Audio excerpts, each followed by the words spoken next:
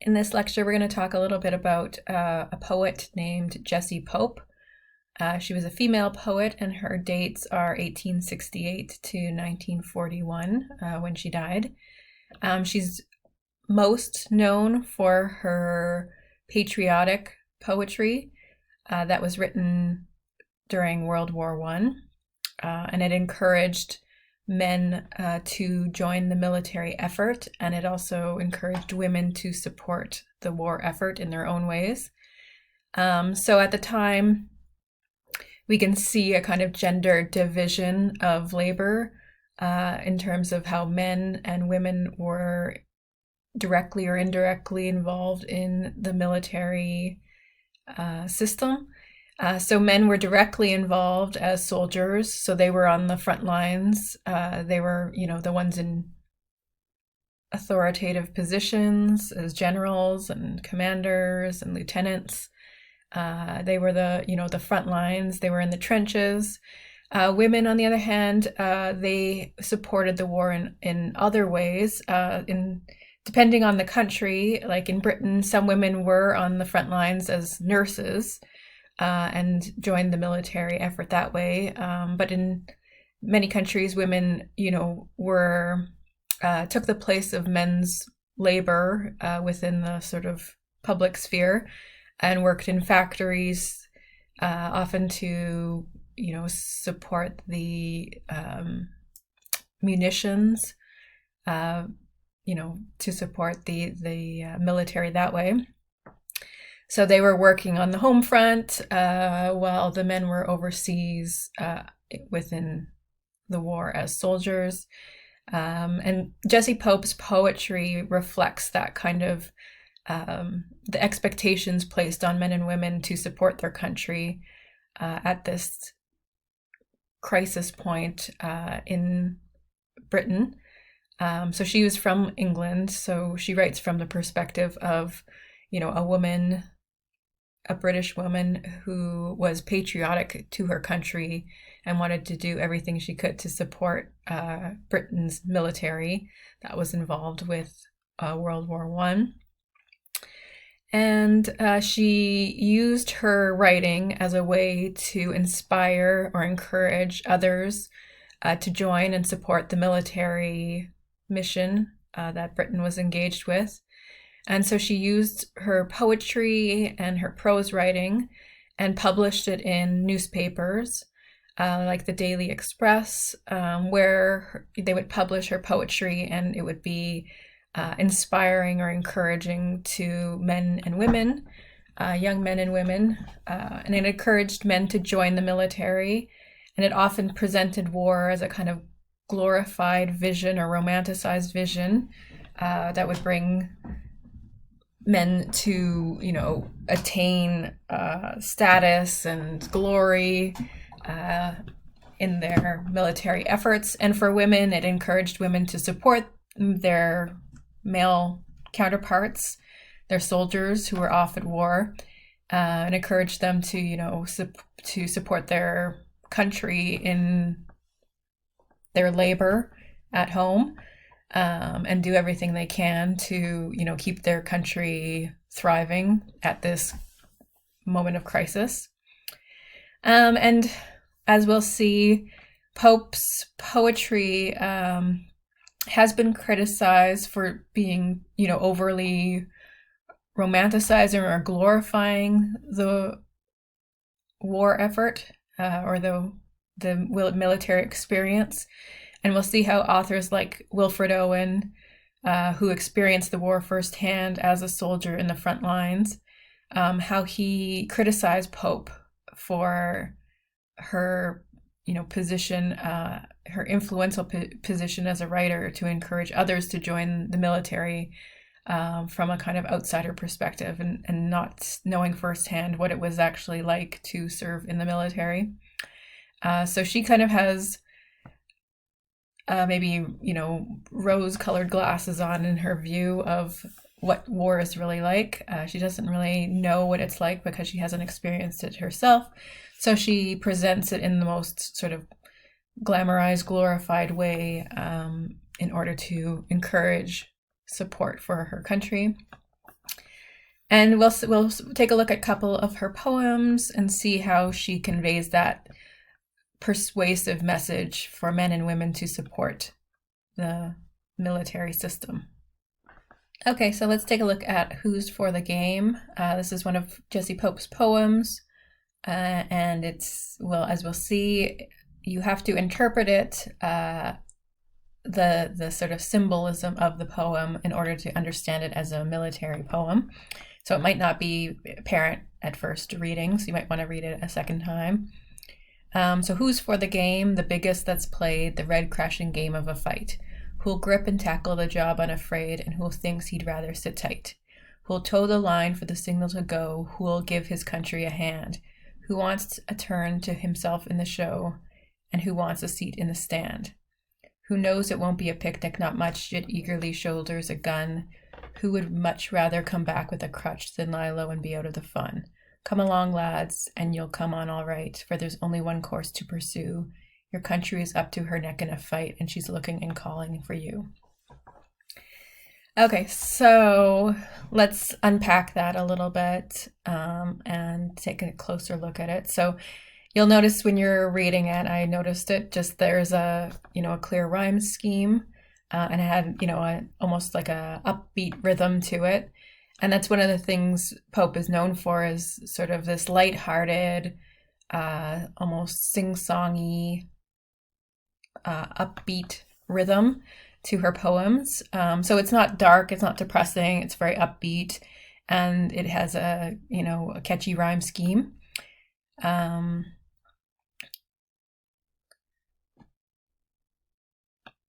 if you'll notice that she's using this metaphor of the game, it's unstated what that game is, but as we can infer that this game is about the military effort, the war.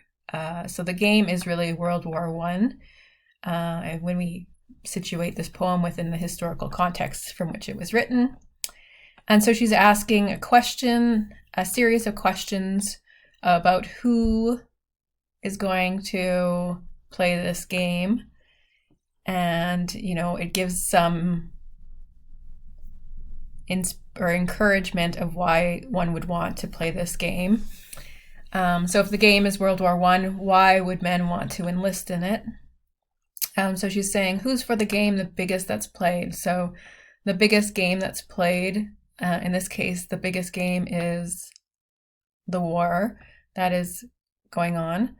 And it's the red crashing game of a fight. So that's the first indication that we can read into this poem, that this game is not an ordinary game.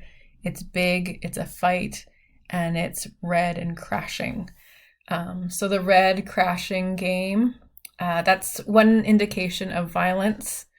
Red could be a symbol of blood, or violence, or, even in a football game, there's a lot of contact, and there could be, bruises and bloody noses and whatnot, when you have a very aggressive game going on, or rugby game.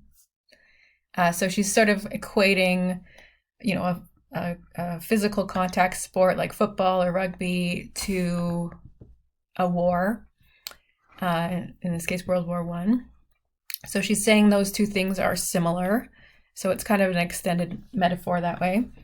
So she goes on, who will grip and tackle the job unafraid? So she's looking for men who are ready to tackle this job. And the job that she's talking about is being a soldier. And she's using this grip and tackle language of athletics, sports. In this case, football, like gripping a ball or tackling your opponent. It's not something you normally associate with being a soldier, but she's using this language that's familiar to her audience of young men, and translating that onto this new task that they're going to be facing, which is the war effort. So she's saying, who will do this job? Who's unafraid? So she's looking for men who are courageous, who are unafraid, who are ready to fight. And then she says, and who thinks he'd rather sit tight? So on the opposite side of that spectrum are men or spectators who rather just sit there on the sidelines and who maybe don't have the same amount of courage or ambition to fight for their country. So she is sort of setting up a contrast between those who are willing to fight and those who are unafraid, and then those who are on the sidelines afraid and maybe viewed as cowards. So she continues the sporting metaphor: who'll toe the line for the signal to go, who'll give his country a hand, who wants to turn himself into the show, and who wants a seat in the stand. So again, she's looking for men who are ready to go, so they're not afraid, and when given the signal or command, they're ready to do their job. They're there to lend their country a hand, so it's a sign of patriotism. They want to support their country, so this is how they're going to do it. And who wants to turn himself into a show. So in this case, she's saying that those men who become soldiers have the opportunity, in order to gain status and glory, by becoming accomplished soldiers. So you might be given a medal if you do something heroic in battle. You might, save another person's life, and you become, a war hero. So that's what's at stake. So in order to become a war hero, something that's, glorified or glamorized, you have to engage in this biggest battle, this game that she calls. And then the opposite of that are those who are just spectators, those who are passive, those who want a seat in the stand instead. So she thinks maybe less of those people, those men or women who are not willing to sacrifice anything in order to support their country. So they rather sit tight, they rather sit in the stands than actually be part of this game. And it's a position that she looks down upon, I think. Who knows it won't be a picnic, not much yet eagerly shoulders a gun. So here we get a direct reference to military violence in that, it's not a game any longer. There's no football in this game. There's guns. So she does indicate that, yes, we're not talking about the regular kind of football game. This is actual military combat. And she uses the metaphor of or the idiom, I guess, who knows it won't be a picnic. So yes, this sort of acknowledgement that yes, it's not going to be all fun and games. It's not just, a day at the park. It's going to be a lot of difficult work. And, there is danger and physical and mental strain involved, although she doesn't really acknowledge that in any direct way. She just says it won't be a picnic. So that's her kind of one little teeny bit in her poem where she kind of acknowledges the negative aspects of war. And then she says, who would rather come back with a crutch than lie low and be out of the fun? So she's saying she's looking for men who are willing to get hurt and come back with even, a minor, non-life threatening wound, like a broken leg or something like that. They rather get a broken leg than be out of the fun. So she's referring to war as a fun experience, which some would say is, very misleading, and, hides the dangers and the reality of what war really is. And then at the very end here, she says, come along, lads, but you'll come on all right, for there's only one course to pursue. So she's really saying, this is, her encouragement. Come on, men, lads are men, young men, you'll come out all right. So she's saying everything's going to be fine, but you really only have one choice, and the choice is to support your country. So she doesn't really even acknowledge other paths that men might take.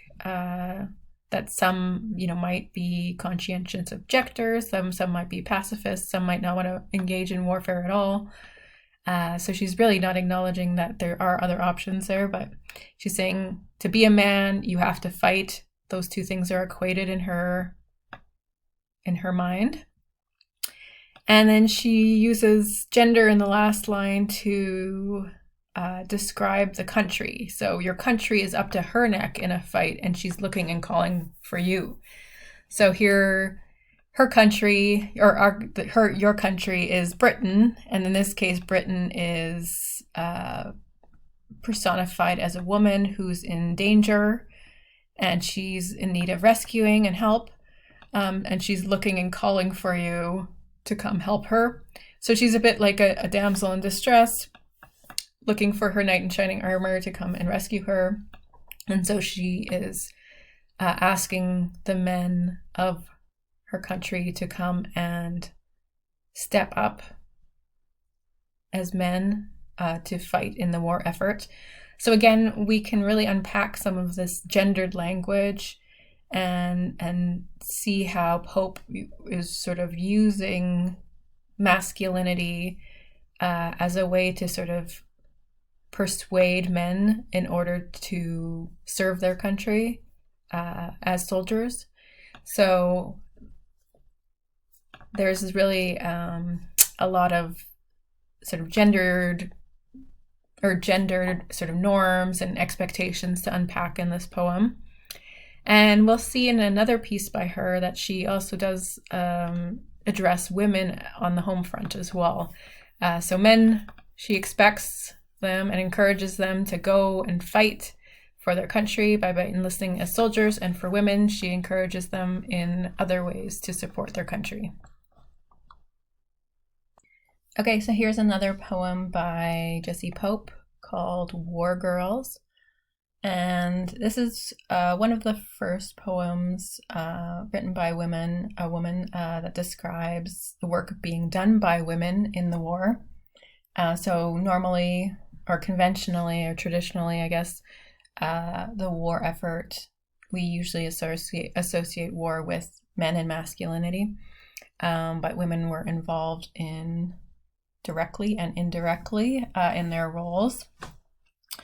On the war front, they were often served as nurses before they were allowed to be soldiers. And on the home front, they often took up positions that men used to be employed at before they were enlisted as soldiers. So in this poem, she describes various women or girls who are taking up traditionally male roles or jobs as ticket collectors, elevator operators, milkmen, or a milk person, I guess, someone who delivered milk. All of these roles that were traditionally occupied by men. Now in the war, during the World War I, women had to take those roles on in order to support, the home economy, while the men were overseas or, stationed elsewhere on the front lines. So until this time, women were largely confined to the domestic sphere, so the home. And in Pope's eyes, that was sort of viewed as confinement or sort of restricting. And we'll see that she uses the words caged and penned up in relation to how women have sort of broken out of that domestic sphere and entered into the workforce. And she sees that as a kind of a progression of women's freedom, no longer sort of stuck or caged in the home.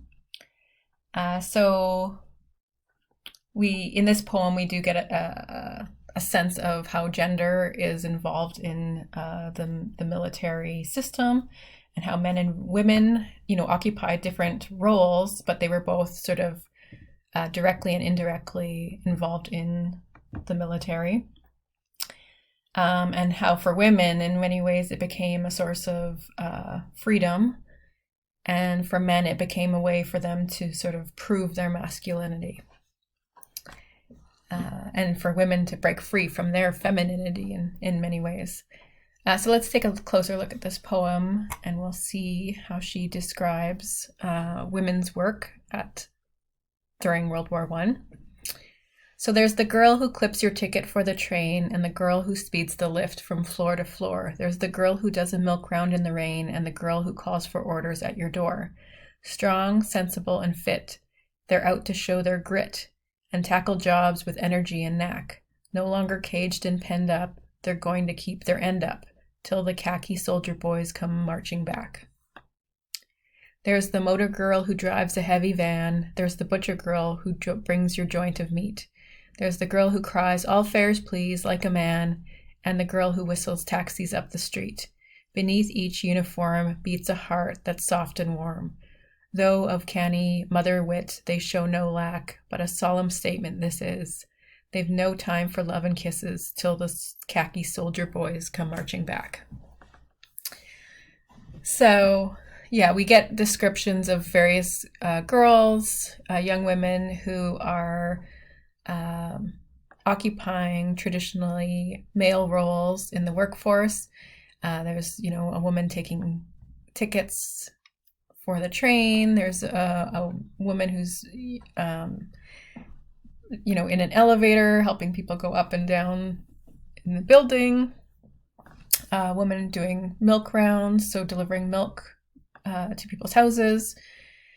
And they're all strong, sensible, and fit. So strong, sensible, and fit. These are not qualities that are conventionally or traditionally associated with women, and are often, would be words more traditionally describing of men.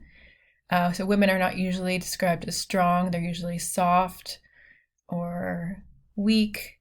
They're not usually described as sensible. They're usually described or stereotypically as irrational or not as intelligent.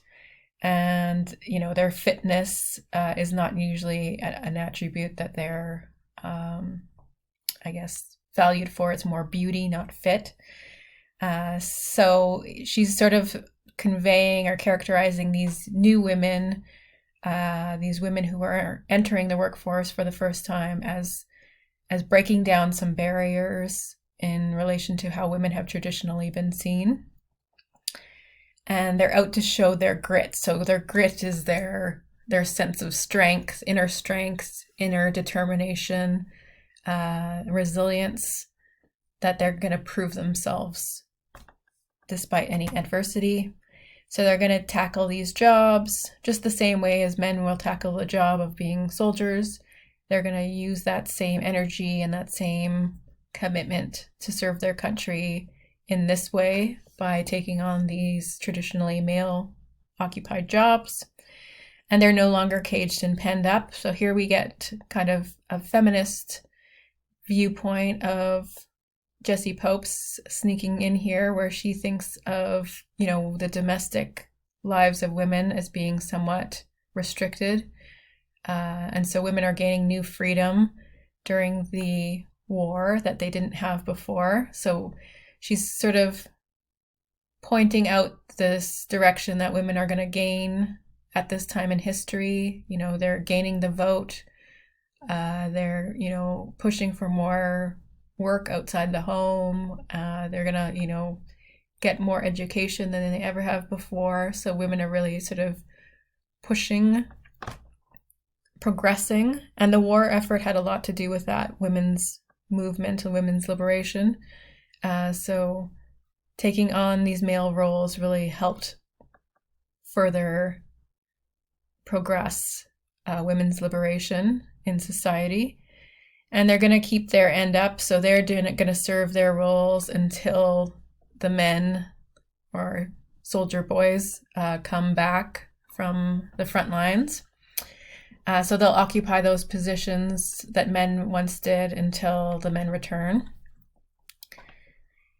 And then she goes on to describe more women the motor girl who drives a heavy van, the butcher girl who brings your joint of meat, and the one who takes your fares for the bus or transit, and who whistles for a taxi. So these are all, again, jobs or roles that men would traditionally occupy.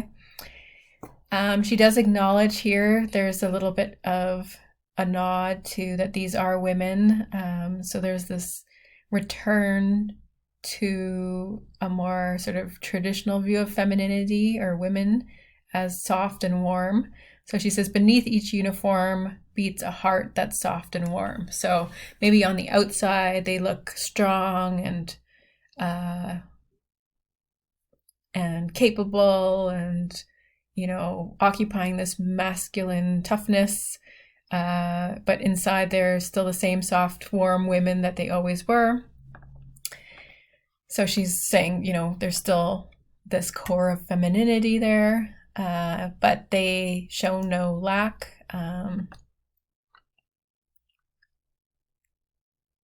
So it is a kind of, acknowledgement of their womanliness still. So they haven't completely forsaken that. And she says they've got no time for love and kisses.